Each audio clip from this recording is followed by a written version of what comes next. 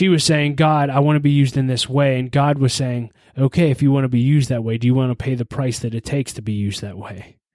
And I think that's the question that God's asking every single one of us. It's not, do we want to accomplish the dream that God put in our heart? The question is, are we going to pay the price to accomplish what God put in our heart? This is the L3 Leadership Podcast, episode number 148. What's up, everyone, and welcome to episode number 148 of the L3 Leadership Podcast. My name is Doug Smith, and I'm the founder of L3 Leadership. We're a leadership development company devoted to helping you become the best leader that you can be. In this episode, you're going to get to hear me teach part 2 of a 3-part series called Paying the Price.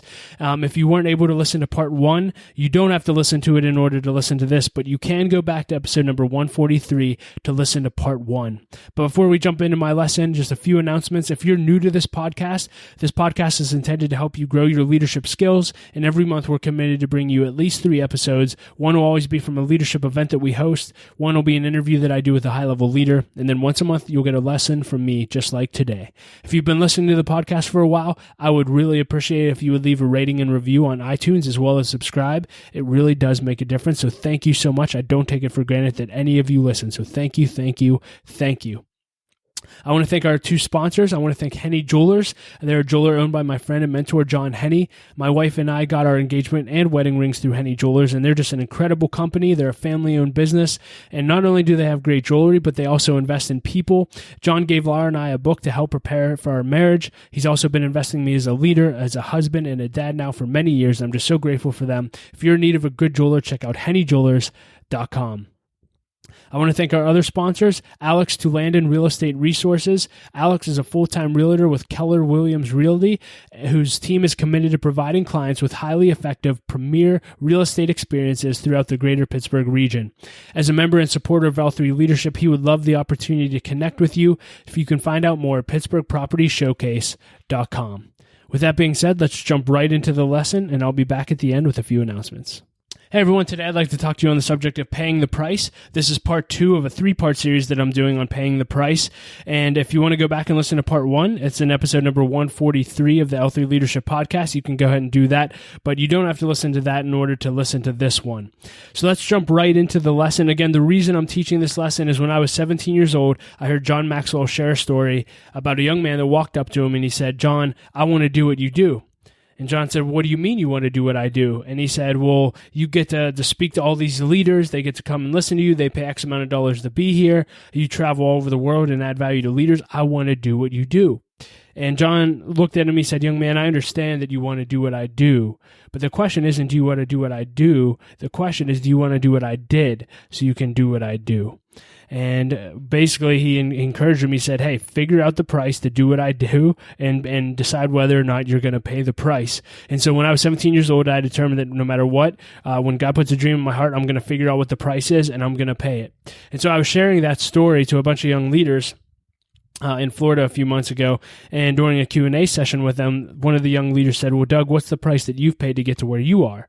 And to be honest, I haven't given that much thought because I still feel like I'm in the development part of my journey, and I don't think I've paid that heavy of a price yet. But I reflected on it, and I thought, okay, I have paid some prices up to this point in my life, so I thought I'd share them with you. So that's how we got to where we are. In part 1, I talked about the progression of paying the price. I said that the first part of the progression is God will give you a dream. And then after God gives you a dream, you have to discover the price to pay. And then step 3 is you're going to need to determine if you'll pay the price. Here's what I know about you. A lot of you have dreams, but having a dream isn't enough. In fact, everyone has dreams. If you go to sleep, you have one. The question is, are you going to do what it takes and pay the price to accomplish your dream? And here's what I know. The bigger dream you have, the bigger the price. Big dreams have big prices, and small dreams have small prices. And if you don't know what the price is for a dream in your heart, find someone who's doing what you want to do and ask them what the price is. That's what that young man should have done with John Maxwell. They should have said, "John, I want to know what price you paid. I want to do what you did. Tell me what you did. Tell me the price that you paid." Because here's what I know about success. Success leaves tracks. And so all you need to do is find someone that's taken the journey that you want to go on and find out what the price is and determine whether or not you'll pay it. John Maxwell's dad said this. I love this. It's one of my favorite quotes on paying the price. He said, "Pay now or play later, or play now and pay later. Either way, you're going to pay a price." Jim Rohn said this. He said, "We all must suffer one or two things, the pain of discipline or the pain of regret or disappointment."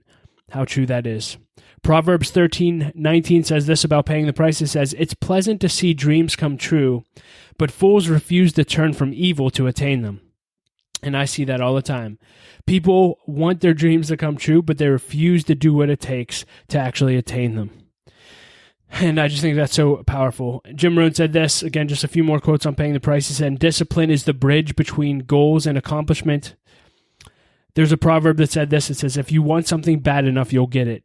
And if you don't get it, then you really didn't want it in the first place." Just some great thoughts when it comes to paying the price. Today, I want to share with you some of the prices that I believe you will need to pay to get to where you want to go. Just a quick recap of what the prices paid that I shared in part 1. I talked about the price of following God. I talked about the price of intentionality. I talked about the price of showing up when you don't feel like it. I talked about the price of consistency and faithfulness, the price of teachability and humility, and I talked about the price of responsibility. And again, don't have time to review all those things, but you can go back and listen to episode number 143 to get those. I want to share with you 5 prices today that I believe every leader needs to pay if they're going to achieve the dream in their heart. Here we go. Price number 1, the price of serving someone else's dream. The price of serving someone else's dream. Jesus said this in Luke chapter 16, verse 10 through 12. He said, "If you're faithful in little things, you will be faithful in large ones. But if you're dishonest in little things, you won't be honest with greater responsibilities. And if you're untrustworthy with worldly wealth, who will trust you with true riches of heaven? And if you are not faithful with other people's things, then why should you be trusted with things of your own?" Isn't that interesting that Jesus said, if you can't be faithful with other people's dreams, then why should you be entrusted with a dream of your own? And the question with this price is, can you be faithful serving someone else's dream? Because here's what I know, if you can't be, then you're not going to get your own. Or if you jump out on your own, it's not going to be right, and you're not going to see as much success as you would have seen if you would have been faithful serving someone else first. I believe God will put us in other people's lives on purpose for our development. He'll put us in positions, He'll put us in places where we need to be faithful serving someone else. And it's a test. And how will we react to that? And here's what I know. Sometimes you won't like where God puts you. You won't like where you're developing. You're going to go through some tough situations where you just ask God, why am I here? I don't know if you've been there, but I remember when I was serving someone else's dream, and just so I'm clear, I'm still serving other people's dreams today. But I remember one season when I was doing this, I just hated my life for about 2 years. I was going through a difficult time. Nothing seemed to be going well, and I thought I was serving the best I could, but man, it was just a difficult season. And I thought my whole future was unsecure. I don't have time to get into all the details, but looking back, when I got out of that season, looking back, I know that God put me there for a specific reason. He wanted to see if I'd be faithful. He wanted to teach me things. He wanted to develop me in ways that only could be developed through difficulty. And I'm so grateful that I got to go through that season. And do you know what? I've experienced things very similar to what I experienced in that season that could have thrown me off and could have made me hate my life again, but I've reacted totally different this time, because of the lessons that God taught me in that season. And here's what I know. If you're in a difficult season, if you don't know why you're in the season you are, if you don't think things are progressing as fast as they should be progressing, if you don't think you're being noticed, if you don't think anyone cares about what you do, here's what I know. Just keep being faithful serving someone else's dream. God's developing things in you that you're going to need in your future if you're going to accomplish your dream. Don't take for granted the season of serving someone else's dream. It's incredibly important. And you can learn, if you'll take full advantage of the season of serving someone else's dream, you'll learn more than you could ever imagine. I remember my pastor telling me about a church that I was on staff at. He said, "Doug, let me tell you something. Serving at this church will do more for your future than you'll ever do for this church." And looking back, I know exactly what he meant. I took advantage of the season of serving someone else's dream, and I hope that you will too. Listen, all I can encourage you to do is, you might not be number one, you might not have your own vision, you might not be the leader, but here's what I know, be a great number 2. I'm going to do an entire lesson on being a great number 2. Serve other people as though it was your vision. Because here's what I know. The way you serve other people with their vision, that's how people are going to serve you when you get to launch out on your own vision. How would you like it if people reacted to your leaders the same way that you react to them if you do it negatively? If you gossip all the time, how are you going to like it if all the people under you gossip about you? How are you going to deal with that? See, we need to learn the lessons of character and integrity and be great number 2s and do the best we can serving someone else's dream. And again, I'd encourage you to go back to listen to episode number 143, but I talked about the price of responsibility. And the price of responsibility is when you start to act like you're the owner of the vision, and it changes the way you serve. When you're in the season of serving someone else's dream, act like that person's dream is your dream, and do everything you can to own their vision, run with it, and grow it. Because here's what I know, as I said, God will send you people that responded to how you served other people's dreams to serve your dream. The price of serving someone else's dream. The second price I want to talk to you about is the price of delivering the goods. The price of delivering the goods. I read about this sign that hung in a grocery store many years ago, and it said this. It said, the 57 rules of success. Rule number 1, deliver the goods. Rule number 2, the other 56 don't matter. The price of delivering the goods is just saying that, hey, no matter what, I'm going to execute. No matter what, I'm going to produce results. No matter what, I'm going to get my job done at all costs. You have to develop this mentality as a leader. You have to develop this mentality if you're going to achieve anything great. The price of delivering the goods. I was listening to an interview recently with T.D. Jakes, he's just an incredible leader. Just look him up. But he talked about his son came to him one day and he said, Dad, how do you get to sit in a room with high-level leaders? How do you get in a room with CEOs and executives and people that are literally leading on high levels all over the world? How do you get in the room? What's the price of admission? And T.D. Jakes referenced a story in the Old Testament that I'll read you. He talked about David before he was about to face Goliath and his interaction with King Saul. And in 1 Samuel 17, 34 through 36, it says this, But David said to Saul, Your servant, talking about himself, was tending his father's sheep.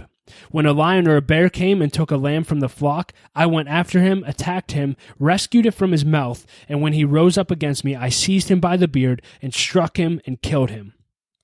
Your servant, David, killed both the lion and the bear, and the uncircumcised Philistine and this uncircumcised Philistine will be like one of them, since he has taunted the armies of the living God. I love this story.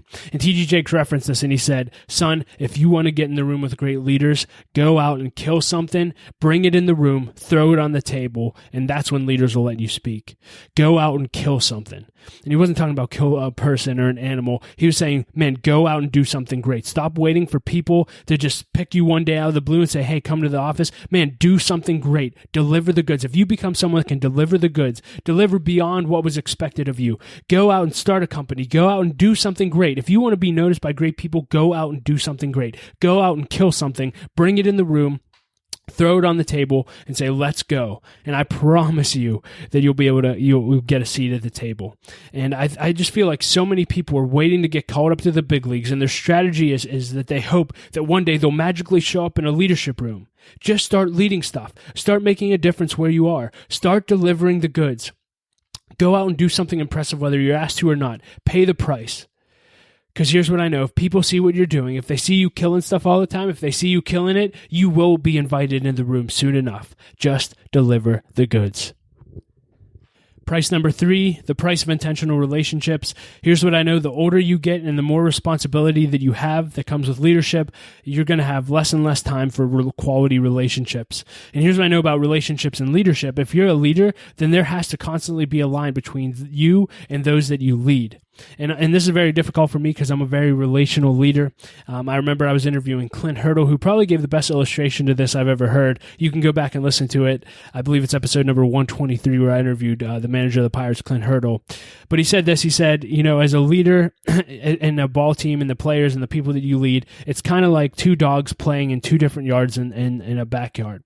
With a fence in the middle. He said the dogs can hang out together, they can lick each other through the fence, they can talk to each other, but there still has to be that separation. There has to be a fence between the two. And that's how I've tried to start to view my relationships when it comes to leadership. I've learned this, that I can't find my value in the friendships of those I lead. But I do need to have great relationships with them, because the people that you lead, you're going to need to have tough conversations with them. You're going to have to coach them. And as John Maxwell said, that's something that I'm trying to really get in my heart. He said, I can't lead people if I need people. And I'm constantly trying to overcome that barrier here. There has to be a line between you and the people that you lead.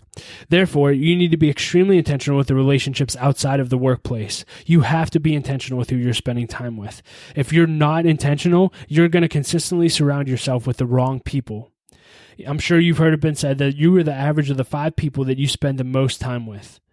Who are those 5 people for you? Who are you spending the most time with? Here's what I know about the people you're spending time with. You're either spending time with people who subtract and divide from your life, or you're spending time with people who add and multiply.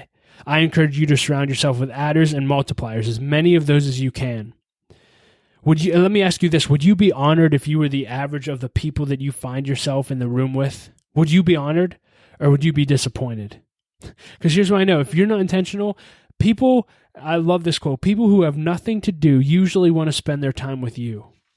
If you're going to develop quality relationships with quality people, you have to be intentional about it. If not, you're going to attract people with nothing else to do, and they're just with you because it's something to do, and they'll just want to kumbaya, and you'll never do anything great. And here's what I know. When you start being intentional with your relationships, not everyone's going to understand that you can't spend time with them. You're going to be criticized, but here's what I want you to remember, that the best thing you did for anyone was become the best you're capable of becoming. Because the better you become, the more of your potential that you reach, the more you can help others, even those people that may not have understood why you couldn't spend as much time with them. My definition of good relationships are when you can go months without seeing each other and pick up right back where you left off. Those are great relationships. So again, how are you being intentional with your relationships? This is why we do mastermind groups at L3 Leadership. We consistently surround people with great people to do life with. If you're not in a mastermind group, I encourage you strongly, start one or get in one. Just go to l3leadership.org, look under the mastermind tab, and you'll find all the information that you need. But jump into a mastermind group and make sure that you're doing life intentionally with people. And just remember this when it comes to relationships. You always attract who you are, not what you want. In other words, you need to become what you want to attract. If you want to attract high-quality people, you need to become a high-quality person. And so I just want to encourage you, if you're going to be all that God called you to be, there's a price that comes with the relationships. There's a price between you and the people that you lead, and there's also a price between about being intentional with your relationships. You have to pay the price of being intentional with who you spend time with, which leads me into price number 4, the price of networking. Now, I love networking, but there's a price to pay. If you want a large network, I'm telling you there's a price to pay. I watched a YouTube video once by Tom Peters, and I love this. He said the most important metric in business is this. It's 20 times 12 equals 240. 20 times 12 equals 240. He said if you work 20 days a month, 12 months a year, that's approximately 240 opportunities you have to have lunch with interesting people. Never waste a lunch. Here's what I know. You have the opportunity to connect with a lot of people if you want to, if you're willing to pay the price. You know, people always say to me, Doug, wow, you have an amazing network. You've gotten to connect with all these leaders. The only reason why is because I've paid the price to get there. I've gone to hundreds of events. I've connected with people over lunch and one-on-one with coffee hundreds of times. Every time I meet with someone, I'm asking for referrals. Every time I get back to the office, I'm following up with those referrals. I'm constantly creating agendas for the people that I'm spending time with. I'm constantly being intentional with developing those relationships and finding ways to serve the people that I meet with. Are you willing to pay the price to have a great network? 20 times 12 equals 240. Maybe you're not a lunch person. Maybe it's a breakfast thing. Maybe it's, I don't know what it is, but can you fit in an extra 50 to 100 meetings this year with people that could add value to your life and you could network with? It'll change your life. Craig Rochelle says you're one relationship away from changing your destiny. I couldn't agree more. If you're interested in ways to network and how to meet with people, I wrote an ebook called Making the Most of Mentoring. It's my step-by-step guide for how I get meetings and how I cultivate meetings and how I follow up from my meetings with people that I connect with. It's a great resource and it's free. You can just go to l3leadership.org and sign up for it, and you'll get it free while signing up for our email list. And price number 5 today, the price of time and sacrifice of leisure. The price of time and the sacrifice of leisure. Proverbs 13:19 says, "It is pleasant to see dreams come true, but fools refuse to turn from evil to attain them." In other words, fools refuse to sacrifice things in order to accomplish their dreams. I'm here to tell you that you can't have it all. If you're going to go to your maximum potential and do everything that God put in your heart to do, you cannot invest all of your time watching Netflix, movies, and playing video games all day. My question to you today is, what are you putting in towards your dream? Everyone has all these great dreams, but how many hours are you actually putting towards executing your dream? Gary Vaynerchuk talks about all the time, what are you doing every night from 7 p.m. to 2 a.m.? What are you doing from 4 a.m. to 7 a.m.? You have more free time than you think you have if you're going to use it to execute your dream. I encourage you to keep a time log. Write down every 15 minutes for 2 weeks what you do. every 15 minutes and see where you're spending your time. I think you'll be shocked, because here's what I know. The best of us waste hours. Waste hours. If you have a dream, how much are you putting into it week after week after week? It's going to cost you something. If you're going to achieve your dream, it's going to cost a lot of time, and it's going to cost the sacrifice of a lot of leisure. I want to close today with sharing one of my favorite stories about paying the price. And it's a story that I heard from Joyce Meyer. And Joyce shared about when she was young and starting off her ministry, she had her dream in her heart was to do what she's doing today. So she could see what she's doing today many, many years ago. And she said this story that she shared was absolutely vital to her getting to where God wanted her to be today, so that her actual dream could come true. This story was vital. She talked about when she was young, she went to see a movie with a bunch of people in her small group, and they were all over someone's house, and they were watching this movie, and God started dealing with her heart to leave, that she didn't need to be watching this movie. She kind of ignored it at first, but it kept coming up in her heart, Joyce, you need to leave. You don't need to be spending your time watching this movie. So she said, you know what, guys, I got to go. She goes to her van and she starts, just talking with God and saying, God, what the heck? Why do I always have to leave stuff like this? How come you don't deal with all the other women to turn stuff off and go focus on other stuff? How come? And just started questioning God about all these things. And she said, God spoke to her heart and said, Joyce, you've asked me for a lot. Do you want it or not? You've asked me for a lot. Do you want it or not? And Joyce said at that moment, she realized that she was complaining about a price issue. See, she was saying, God, I want to be used in this way. And God was saying, okay, if you want to be used that way, do you want to pay the price that it takes to be used that way? And I think that's the question that God's asking every single one of us. It's not, do we want to accomplish the dream that God put in our heart? The question is, are we going to pay the price to accomplish what God put in our heart? And I can't encourage you enough to pay the price. In this episode, we covered 5 different prices. Again, if you haven't listened to episode 143, you can go back and listen to the prices there. And next month, I'll come back with a few more prices to pay. I hope this message encouraged you. I hope that it challenged you. And I just want to challenge you one more time. Pay the price. I promise you it's worth it. I'll talk to you next time. Hey everyone, thank you so much for listening to part 2 of Paying the Price. If you want to go back and listen to part 1, that's in episode number 143.